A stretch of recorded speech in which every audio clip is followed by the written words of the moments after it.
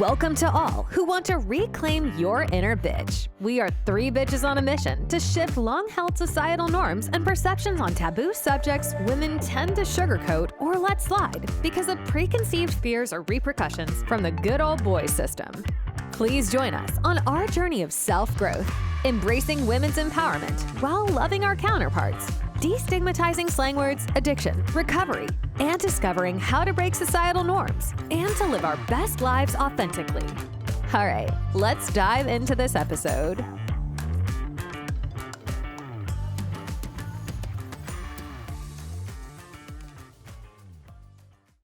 Hello, everybody. We are so glad to be back in studio here to talk to you about keeping life real, the issues that we all have, and how to manage them.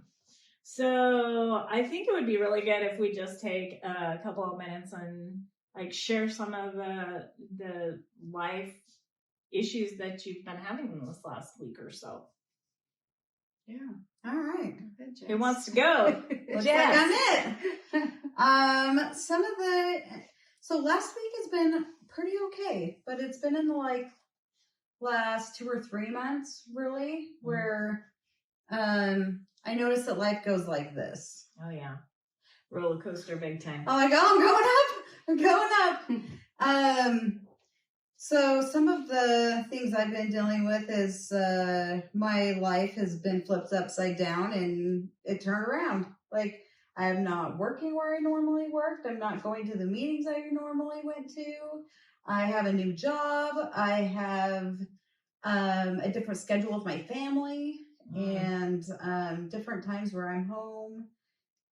And yeah, it's been fun to see what life is bringing me and how can I deal with it? How can I respond?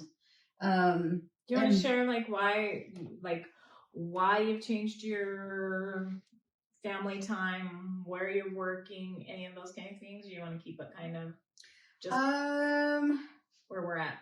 Just where we're at for right now. Awesome. With it and looking at it as an opportunity, right? I have this opportunity to be in a creating space. And I've been doing a lot of spiritual work. And yeah, definitely. I've also been practicing letting go. I've a lot of things that have come up that's showing me that I have trying to control things in life has been fun. Right? Like my 17-year-old. I love him and he chooses his life and his own path. And I don't have a choice in that. Right. And I've noticed that I struggle because I want to see him take a different one because I think that that's the best for him. But in all reality, he knows and he gets to go through his journey and I get to love him where he's at. And sometimes it's frustrating. That can be really challenging.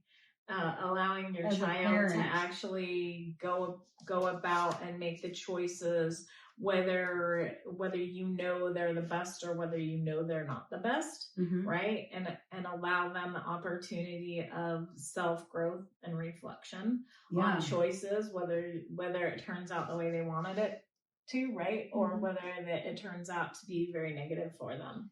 It can be hard. It can be very difficult. It is pretty difficult. And I think that the hardest part with that is every one of our children are different. And thank goodness, right? Like they all have this different personality, this different gift, the different thing that they were sent to this world to do. Yeah. And their experiences, their journey, it's all different. So for me to show up as mom and to be understanding and to not be controlling and to be a parent and have boundaries with myself, with Ben, with my husband, co-parenting, that's hard too, because that's two different perspectives on how we think things should go. Oh, absolutely. So that's been fun too. And I am learning to listen to my husband. Doesn't mean he's always right. No, I'm just kidding. He is. He's very smart, and I love that it doesn't have to be my way to be right. And that is some of the things that I've been learning in the last 6 months, and it's been really hard. It is very humbling. Mm-hmm. Yeah, I would agree with that. Like, yeah, it can be very difficult. It can be very challenging to blend. Like you were talking about having two different perspectives. He grew up a totally different way than you grew up. And we forget that like our views are different sometimes, right? Absolutely. We forget that like the way our husbands process things is totally different than the way we process things. What's important for us may not be important for them. Same thing with our kids. What's important for us, they have a completely different agenda because their focus is different. Absolutely. As teenagers, as children, their focus is different. And these children are the next generation, and they do things different. And they have to do things different. We can't do things the same way. So for me to look at that and be open to knowing, I get to trust in this next generation. Doesn't mean I can't put my words in and show up with love and still do the hard things as a parent, but I also just get to have faith that everything's going to happen the way that it should, and it will turn out just fine. Yeah. It's interesting. Clint and I were having a conversation very similar to what you're just sharing. And, because I have older kids as well as younger kids. So I have adult children as well as teenagers. And the teenagers right now are so difficult. Like, because of the stuff that's going on in the world, we have to raise them different than we had to raise our other children. Absolutely. And I can't even imagine like having to be stuck and stymied in a belief system that doesn't allow me to free flow with the kids as they have their own challenges and learn how to navigate life in this generation that they're living in, right? And like I get to watch it from my grandchildren's perspective as well as my children's perspective and my teenagers, my adult children versus my teenagers. And it can be very difficult. Yeah. Super challenging. And then when life happens, how do we deal with it? Right? So that can be a really big thing. So yeah, I'm just glad that I get to have an open view of where my kids are at today, and I get to challenge my beliefs of what they need to do and why they need to do it, and get to learn how to let them be adventurous and let them learn how to walk a path that may be challenging. Because as a mom, we get kind of set in a pattern of not wanting our children to get hurt, right? Who wants their children to get hurt? And I don't. The reality is that our children are going to get hurt. And so if we rush in to fix it before they actually have the experience, we've actually stymied their ability to learn the life lesson that they were going towards learning. And that can be devastating. That's in the a controlling whole part. Yeah. Other way that right? I was talking about is getting in and going, oh, well, let's soften the fall, or let's do this, or they get to ultimately. Yeah, I think it was, I don't know, a couple weeks ago, Jess reached out and was telling us about some challenges that she's having with her son. And I think my reply was, I feel like it might be the age, because I'm going through the same thing with my son. And what I really noticed is I took the step back and noticed that I was taking a lot of the things that he was doing as personal. Yeah. That he was doing it to hurt me. That he, and it was just like, and also the things that he was saying or doing, it was things that I was already battling with internally and trying to challenge. And I felt like he was saying it out loud. And so I started making it personal. So I think sometimes as moms, we do forget like the perception, our perception and their perception of things. And it can make it really hard. And I think that's where the battling goes in between you and the children or spouse or whatever it is because we start taking it so personal without being able to take that step outside. Taking it personal, and then somebody has to be right, but it doesn't have to be. Well, the interesting thing is that when we have this belief that we have to take it personal, right? It really is about us owning their behavior. Would you agree with that? Yeah, definitely. And so as mothers especially, we have this place where we believe they're doing this because we didn't teach them right. We didn't do for them enough. We have a lack somewhere where we have failed.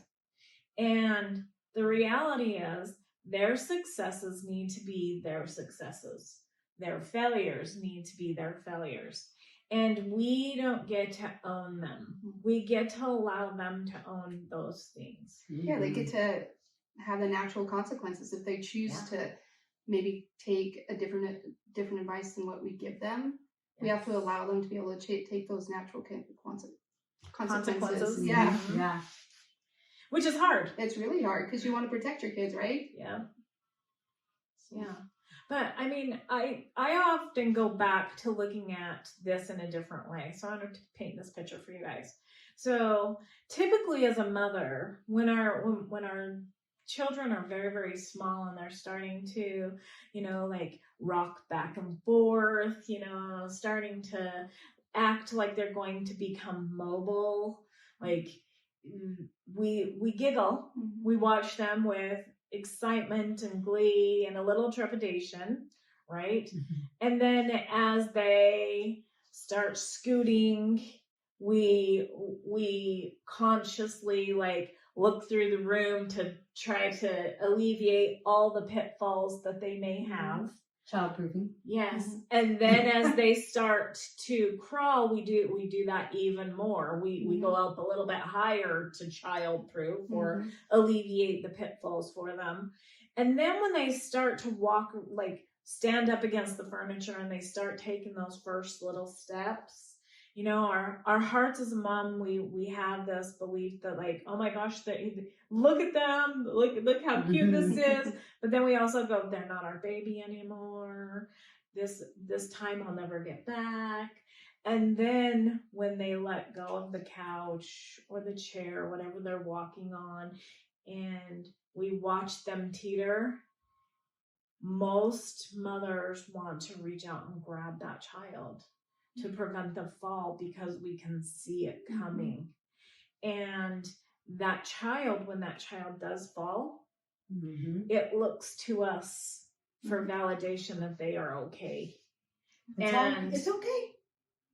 And most of the time though, as mothers, we rescue them and we grab them and we hold them and we hush them and we tell them, it's okay, don't cry, I've got you, you're going to be just fine. Now, the reverse of this is the way dads do it, right? Dads come home, they're like, oh my gosh, when did this happen, right? When did this child start like walking around the furniture? And then they're like, oh, they're going to go. And they watch and then they look at us like, don't you dare touch them. And when that child falls, the dad will usually go, get up. You're just fine. Brush yourself off and let's try again. Right? And so as moms, we get to learn how to let some of those things go. And I think that's what you were like kind of talking about when we were sharing a couple of weeks ago about what was going on in your life and with your kids. Yeah, and I think this is what I think's pretty awesome about being able to have a tribe or, my sisters, whatever, is I was battling some of those things by myself, thinking that nobody else really wants to hear about this, or no, like I'm the taking only this- one struggling with this. This is just, I don't want to bug them. this is ridiculous. Yeah. I'm feeling like this is ridiculous. I'm allowing the things that he was saying to me to be affecting me, you know? And so when Jess brought it up, I was like, well, you know what? Now I can breathe about it, and maybe we can figure out how to challenge those circumstances, especially my inner talk. Mm-hmm. And just because I have the ability to have women in my life that I can connect with Mm-hmm. and feel safe with, and I don't know, it's pretty awesome. Yeah, yeah. And the interesting thing about that was that we could all relate. Mm-hmm. Every single We one all of us. have a child that same age, and they're all going through it. And so being able to share like tidbits of this is what I thought I could do, this is what you thought you could do, this is what you thought you could do, and maybe some resources that look different than what goes on in my head, so that I don't own it, right? So I don't own their behavior. Mm-hmm. Yeah. I felt like it was pretty interesting because a lot of the things that my 16-year-old was doing was he's making me feel like I didn't know what I was talking about, that I was stupid. But I think that's the age, you know. Yes. He was challenging me on everything. And what? yeah. And, crazy. And it was getting to the point that I was like, I was reacting to him. I was reacting. And then I'm turning and doing things that I regret later, or saying things, you know. But it was really interesting. He had a situation where he went out mountain biking and he had lost his key out mountain biking, and he called and he was desperate to find it, right? And to his car? To his car, yeah. So he put his key on around his neck, and while they're out mountain biking, it flew off. And he was, you know, freaking out like anybody would. And so, of course, I run up there to save him, right? And we get there, and he's looking, and I called him, and I was like, buddy, maybe you could say a prayer, you know? And my intention was, I hope that God will answer his prayer so that he knows that he's not alone in these circumstances, right? Yeah. I hope, and I'm praying for that. And couldn't find the key. But the cool part was, while I was looking with him, we had this conversation about some of the things that he'd been doing and saying lately to me that was super hurtful. And we just had this really good conversation about that stuff, and he expressed some things that I was doing, but I just think my previous self wouldn't have been able to look at it. I would have felt like God isn't answering my prayer again. But what really happened is he actually created an amazing opportunity for me and my son to connect. And I truly, like, things have shifted between us, and we're able to communicate better. Will it probably come up and rise again? Yes. Absolutely. Yeah. But it was really awesome, because I think sometimes when we're connecting with our higher power, we expect him to bless us or give us what we need, what we think's best. Just like with our kids, right? Yep, we think we know absolutely. what's best for them if they'll just make this choice. And that's not always the case. No. In fact, some of those blessings, like, that we don't even know we need, that we don't even know we want, like, they're magical. They're absolutely 100% magical. So when we're trying to control what our kids are doing because we think we know what's best, it's the same thing, right? We might not know what kind of opportunity they needed to learn from whatever choice when we don't allow them to make the choices. I mean, obviously we have to guide them and encourage them to make great choices. But ultimately, like you said, we can't own their successes or their failures. Right.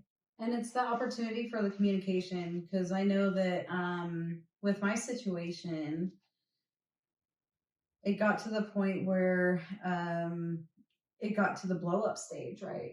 And then there was all of this stuff said, and what can we do with the stuff said, right? Yeah. And my son got to share with me is that with us trying all this different new ways of approaching things and doing it, because we're trying to be progressive parents, right? We're trying to do something different, and why not? And he told us that he wanted to hear that he was doing things good, like right.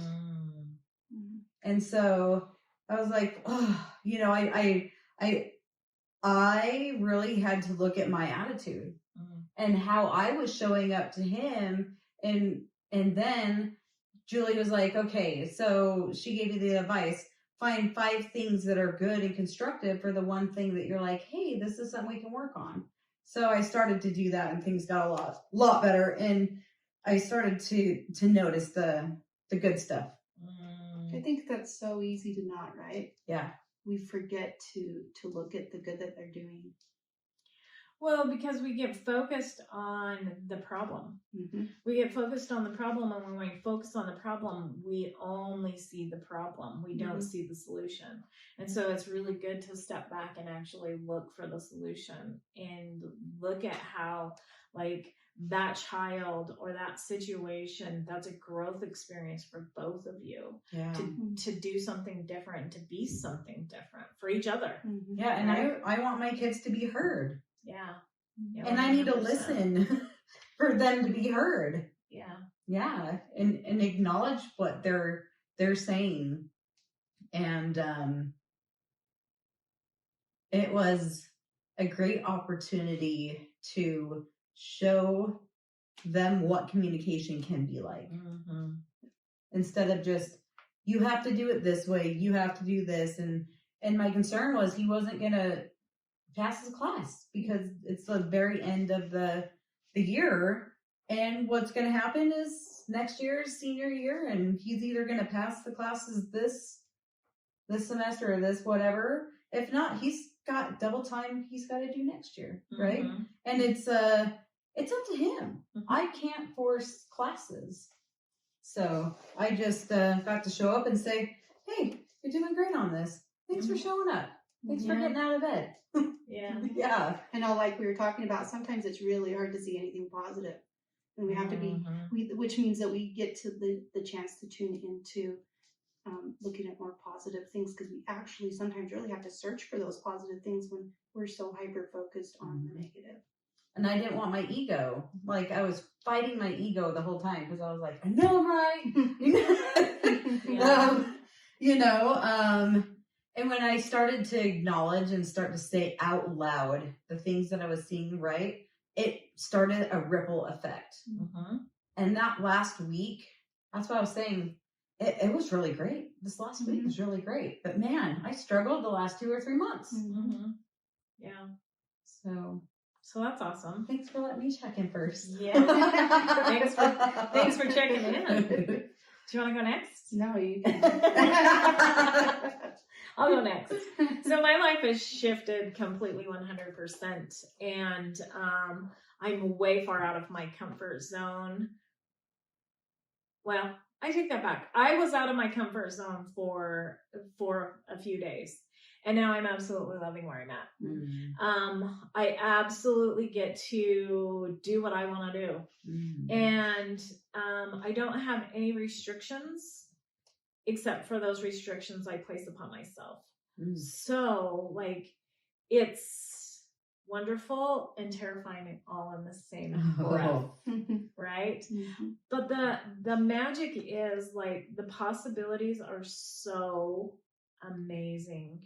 And endless. They're endless possibilities. Yeah, and talk about shifting your view. Like, I've had to 100% shift my view of my worth, my self-worth, my capabilities, my what I do in a day. Like, I have been able to, like, challenge those things at the root of where they live. And it's been, so again, awesome. Terrifying and amazing all in the same breath, right? And so it was funny because you both reached out to me and were like, how's your first day of freedom, bitch? And I was like, it is epic. Epic. And it has been so amazing that I get to, like, I still wake up the same time typically that I've been waking up. I did sleep in one day. Julie's like, what? Good job. Yeah, I didn't get out of bed until it was like 6:45. And I know, crazy, huh?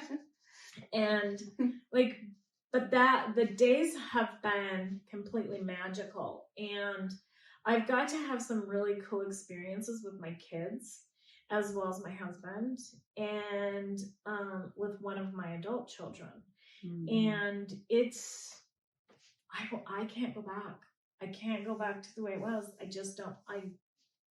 Once you have a taste of freedom, you can't fathom going back and doing something different. You get to make it work, right? You can figure it out. Yeah, yeah. One of my mentors said, and it's very poignant for me. He says, like, you need to wake up hungry. You need to every morning when you wake up, you need to start at 0. And at first, I was like, I don't like to start at 0. I don't want to start. Where's at my 0. momentum? Like, I want that. No, but he's talking about financially. So he's not talking about momentum, because only people that like really have an inner drive can actually start at 0 and be okay with like finding where that next paycheck's going to come from.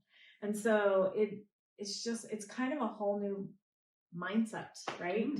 And I've got to be more present with my kids, and I've got to be more present with myself. And I've intensified my working out and my healthy eating and all the habits that I have like started, but kind of played around with instead of 100% gave my 100% to, right? So it's been pretty magical. So I love my life today. And I love that I get to challenge my inner beliefs about who I am and what I'm capable of every day. Every day. Yeah, it's amazing what we can take in from the outside validation, outside stuff like working, right? What we can hold ourselves back from our family or from ourselves. Like you said, I love that you just put yourself like, ooh, I have this extra time. I've really wanted to do this for a long time, and now I don't have an excuse not to. Yeah. Well, it's something that I always tell a lot of my clients, right? Put yourself at the top of the list. How do we actually put ourselves at the top of the list? Because I thought I was putting myself at the top of the list by going to work and getting paid and, taking care of those things that I need to take care of. But we get to this place where being at the top of the list looks different. Absolutely. And I love it. I absolutely love it. It's magical. Completely magical. It doesn't mean that I'm not still. And don't get me wrong, I am working my ass off. And there's big things coming. It just looks different than it's ever looked before. It's for the good of all. And I had to challenge myself on that. I don't know about you ladies. I felt like I needed to get up. So when I started my new schedule too, like I felt like I had to do more things all day long. And that looked different for me too. Yeah. I didn't have to do all of these things all day long. No. And with me doing some more of my spiritual healing work, like I've had more integration where I've needed to like honor myself, and I've had more meditations, more naps, more stuff like that. And for me being a generator, like it's been really weird for me to go, it's okay for this. It's okay to slow down. It's okay for this. Because I know that when things start popping and happening when they're supposed to in life, I'm going to have all that energy to jump right in and start doing it just as I was before.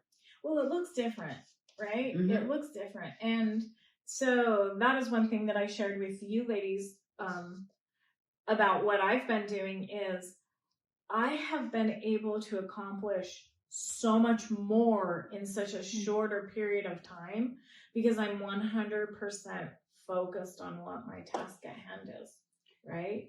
Yeah. Do you think when you're aligned in that, I mean, I think the one thing that you brought up while I was listening is and I think you might have said it a couple times, was mindful. I was able to be mindful. And when we're doing certain tasks or things that we want to do and we're able to be mindful, how much better is the experience? So can we talk about mindfulness for just a second? Instead of mundane, mindful versus mundane, the mundane things we do. Yeah. Mindful Well, is awesome. the interesting thing about mindfulness is people think they know what mindfulness is. And most people don't understand mindfulness because when we talk about mindfulness, we think, well, we got to meditate, right? And yes, that's part of it. Yeah. That's part of it. But mindful eating, mindful sleeping, mindful energy for your partner, mindfulness with your children, like we've been talking about. Mindfulness is a complete way of life once you start practicing it. And here's the most important thing though, you're never going to get it 100% because we're not supposed to. So a lot of times people think, I can't do mindfulness because I can't make my mind go blank. You're not supposed to make your mind go blank. You're human. Your mind doesn't just. Your mind is always going to be working. Your mind is always going to be challenging everything that's around it. But mindfulness really is about being completely present in this moment. Yeah. So when you were talking about that, I was like, she's saying mindful about this and about this. You're eating, you're exercising, you're able to be mindful because you don't have all that sound of everything else, right? Yeah. 100% of what I'm focused on is I'm able to do that because I don't have all of the distractions out here to get just completely distracted by. So yeah, it's absolutely amazing. Mindfulness is an area that we get to challenge on a daily basis, and we get to work on mastery. But remember, we're never going to completely be 100% at it. Mastering it simply means that I can notice my mind wandering and gently bring it back. Without punishing yourself or getting after yourself. Just knowing, hey, it's out here, I can bring it back here. Because that used to be a problem for me. I get mad at myself or, discouraged. And it's like, no, it's okay. That's a normal thing. Just bring it back here. I think that's what's so great about meditation and learning it. And for me, when I thought about meditations before, it was like, I can't sit there for 30 minutes. You don't have to sit there for 30 minutes. I started and it was like 2 minutes. And then there's a walking one too that you can do. Just start, a walking meditation. Yeah, start and give yourself grace. But if you don't ever start, if you don't ever allow yourself the challenge of being mindful, and if you don't know what mindfulness is, at least, I don't know, you kind of went into it here. Yeah. Follow us. We'll let you know. We got some big things coming for mindfulness. So stay tuned for that. But yeah, mindfulness is a complete way of life now, right? When I was learning mindfulness, we'll just go there and then I'll let you check in. I don't like chocolate. I don't like it at all. I don't like it if it's sweet, semi-sweet, milk, dark. I don't like it. And we were doing a mindfulness activity and they gave me a piece of chocolate and they're like, put it in your mouth. Notice how it feels on your tongue. Like all these things. And I couldn't be mindful because all I could think of was, can I spit this out? I don't like it. And it ended up just like you were talking about with your son. It ended up being the best opportunity for me to learn and to grow. It wasn't what they wanted me to learn, right? But it actually went deeper for me because then I was like, oh my gosh, look how this activity that everybody else was enjoying, I couldn't, because all I could think of, will this ever end? Will I ever get through this? Can I spit this out? Am I going to have to swallow it? I don't like the feel of it. I don't like the feel of it in my mouth. I don't like any part of any of what's going on. And so mindfulness was not there at all. So it was a great learning for Great me. To know that you couldn't be mindful when you had this. Yeah. Well, and another big learning for me was that we all don't do it the same. Yeah. So you were your mindful that you didn't like where you were at. Yeah, so your mindfulness is going to look different than what you perceive it to needing to be. And yours is going to do the same thing. We all have a different level of what mindfulness looks like. And it really is having that ability to have somebody walk you through it and not do it on your own. Because yes, you can watch a video. You can take a mindfulness walk on a video. You can follow somebody on a social media page, but it's never ever going to get you the exact ability to learn it from somebody that understands how to teach it to you like you need it taught. Does that make sense? Oh yeah, 100%. So don't give up. Don't give up. Just let's work on things. Yeah. I love that. My turn. Your turn. Go check in.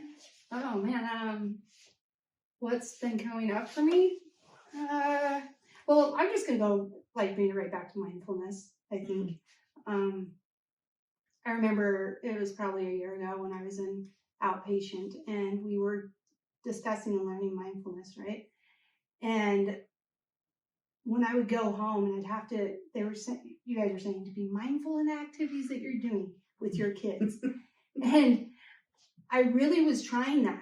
I was really trying, but it was like I couldn't connect with my kids on that level. I couldn't, no matter how much I was trying, it just felt like a disconnect. Like I was forcing it. And I was like, I don't like any of the activities they're doing. I don't, and there was a lot of getting after myself and thinking, I'm never going to be able to. I love my kids and I want to enjoy my time with them. It's not that I didn't enjoy my time. It was just, I had so much sound out here. Yeah. So much sound from my addiction and all the chatter. Yeah. That first year is tough, so you did great. Yeah, there was a lot of sound and it's just been really interesting the last couple of months that what I was expecting or wanting at that time, that connection with my kids, it didn't come until probably 2 months ago. And when I was able to settle some of that sound down in my mind, a lot of it probably of shame and all the things that had came up through my addiction and what I was working through. And I don't think I would, like that story that I told at first with my son, I would have never been able to sit back and actually see that as a blessing. Sit in gratitude. Sit in gratitude. And also for the fact that we were able to communicate instead of How cool yelling. was that? Yeah. It was really So cool. awesome. So, a lot of what I've been working with or coming up has to do with building relationships, my relationship with my kids, and each of them on an individual level. And it's been really awesome. It's been really cool. And my middle son, he was asking me, now that he knows it's safe, he started asking me about addiction, about all these things that he's probably been wanting to know about, but didn't dare ask. Hard topics, right? Hard topics. Hard topics. And it's just been really awesome that I don't have to sugarcoat anything. I don't have to sugarcoat it. And I don't know, it was like a light came on for him. And he had an incident at school that something had happened. And one of the siblings had said something that kind of struck that little chord with him at home. And he just kind of reacted. And I just went in and I just sat with him and I let him talk and tell me what was going on. And then that's when all the other information about some of the things that were happening at school. And also, I was able to understand his grades in this one specific class. And I just sat there and I started crying because everything that he was saying was things that I felt at his age, but didn't know who to go to. And the thing is my family probably absolutely would have been safe. I just didn't know how to do that. Right. I didn't know how to do that. And it was such an amazing feeling for me to give him what I needed. Yeah. Oh, that's amazing. Yeah. I think it's so important if we bring this completely back to the start, that you did what we started out talking about. You didn't own you didn't take it personal. You allowed him the courage and the ability to actually share those deep things that he didn't know if they were safe or not. He didn't know, but he knew that you had the answers, and it felt okay to ask. So that is amazing. So cool. Yeah, it's been pretty cool. I just think if you get discouraged with mindfulness, like, don't. Well, it really is about practicing. It's about practicing, and I mean, I think a lot of times as humans, if we can't get out right off the bat, we don't want anything to do with it. At least that's how I am. I don't want any part of it if I'm not good at it from right off the bat. And so I'm so glad that I continue to push through and wanting that mindfulness and how that, so that when I'm with my kids, I actually enjoy it. And it's interesting because now, no matter what we're really doing, I actually like what we're doing. It doesn't really matter what we're doing. Whereas it's not this forced effort to be together. Yeah. Because I'm not sitting thinking about all my troubles or anything like that when I'm with them. I'm actually able to just be there in the moment. Love that. Yeah. All the chatter goes away, right? Yeah. That's so cool. I love that. I absolutely love that. I do. And now that you have the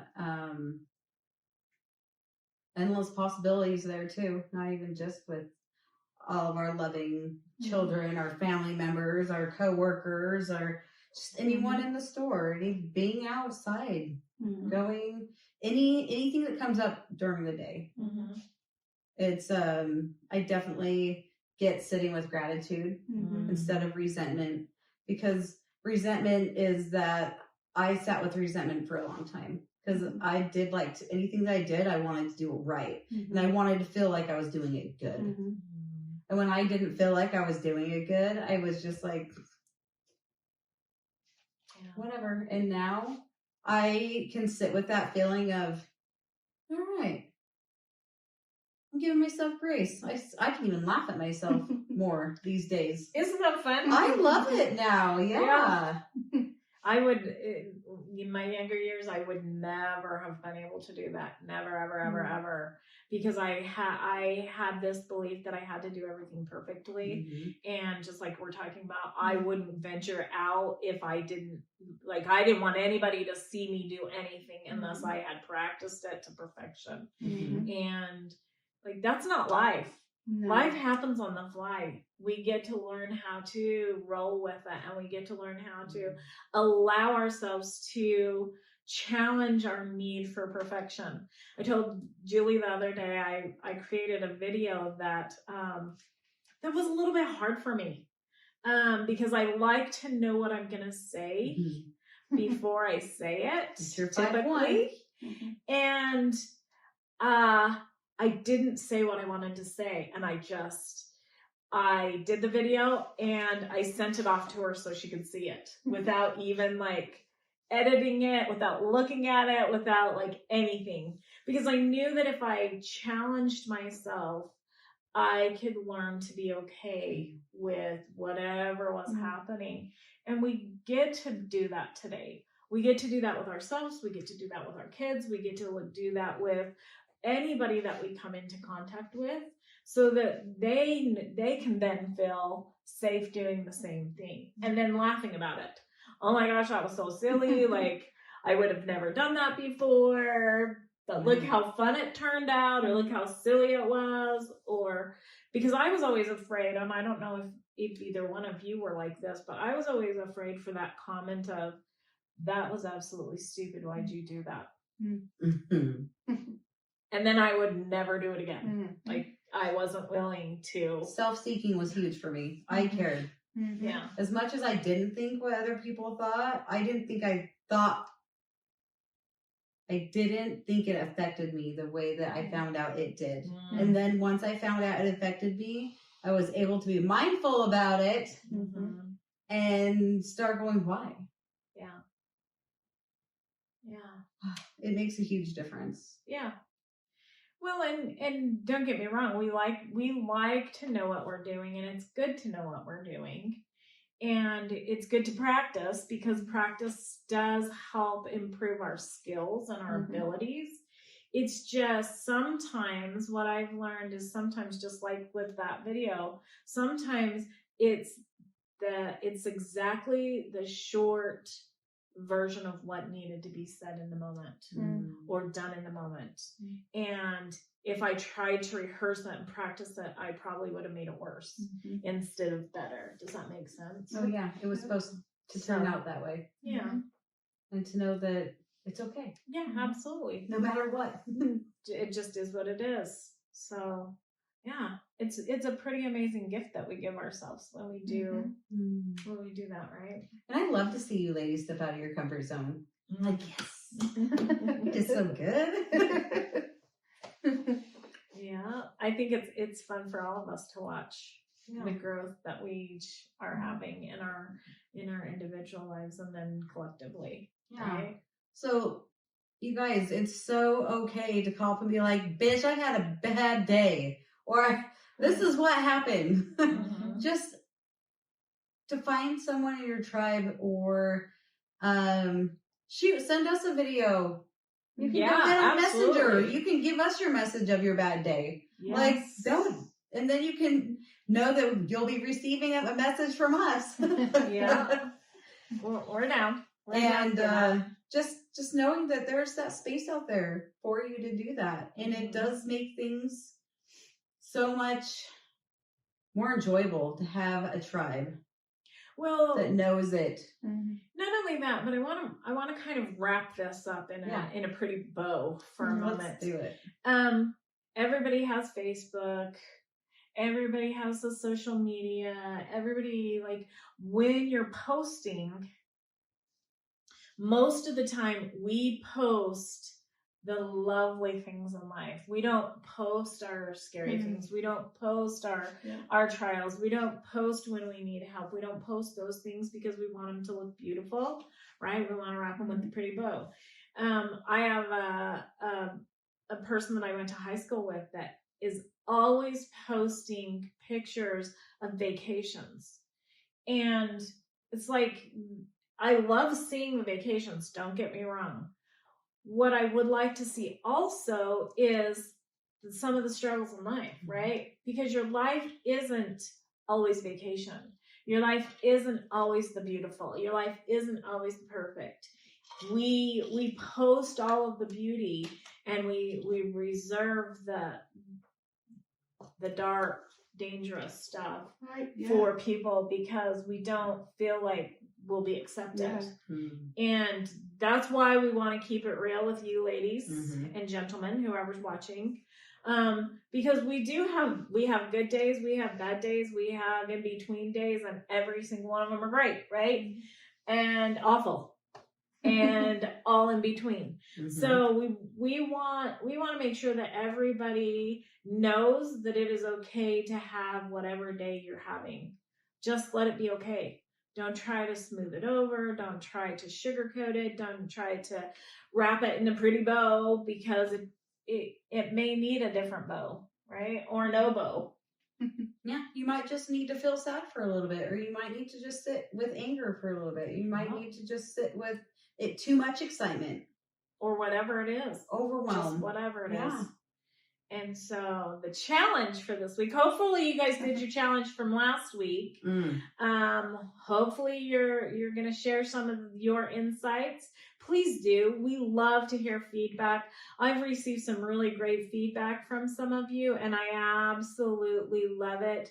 And we will be continuing to add those topics to our list of things that we will share with you, our point of view, all of the things that we feel about it, our life experiences with it.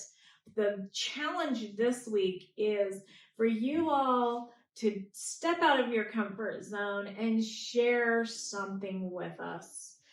Share it on Facebook, share it on YouTube, share it wherever you find us. We want to be able to support you in the good, the bad, the ugly, and the in-between. So my hope is that we all are able to do that for each other, and that we actually can meet back and share, and we can show that keeping it real is the way to be, right? Keeping it real is the way to be. I'm taking this challenge on. I'm sending it to the 3Bs. Yes. Yes. I think we all need to do that. So I think I want a commitment from all three of us that we will post something about our day as well on our either Facebook or YouTube channel, so that our listeners know that we do the challenges too. We get a lot out of them. We want to support you in your growth just as well as supporting ourselves in our growth. So, by the way, I said I'm sorry way too many times, and it was great to have the awareness. Yeah. And to try to sputter new things. It's hard to figure out something when you're not really sorry, but you don't know how else to explain it. Yeah. Right. So it's been a great challenge. Thanks. The interesting thing with that is I started looking at all the words that I use for other people, not necessarily the words that I use to excuse behavior or whatever, and challenging myself to come up with a different word that means the same thing. Mm-hmm. I've loved it. Absolutely loved it. So you're on for the challenge. I'm on for the challenge. Yeah. So please share with us. We love you all. We're grateful for you listening and being a part of our tribe. Please join us again next time when we get back in the studio. Thanks so much for tuning into this episode. If you've enjoyed what you've heard, please feel free to rate, subscribe, or leave a review wherever you listen to your podcasts. That helps others find the show, and we greatly appreciate it. Once again, thanks for listening, and we'll catch you in the next episode.